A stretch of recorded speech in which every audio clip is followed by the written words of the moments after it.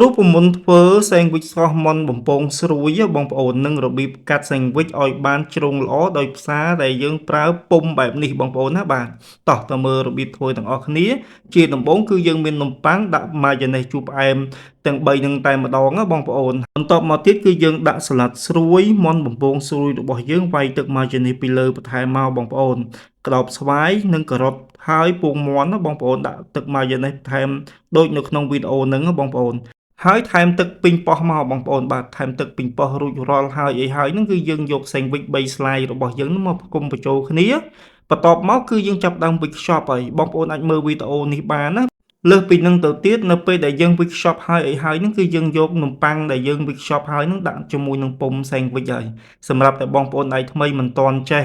ក្នុងការកាត់ឲ្យវាជ្រុងនិងស្អាតល្អទេបងប្អូនអាចមើលវីដេអូនេះបានហើយពុម្ពកាត់សេងវិចនេះក៏យើងមានផ្គត់ផ្គង់ទឹកម៉ាយ៉េណេសទឹកពីងប៉ោះអីបងប្អូនត្រូវការអាចកំងមកបាន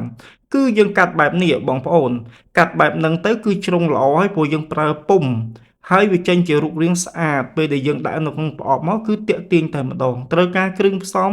សេងវិចឈុតអីក៏មានដែរណា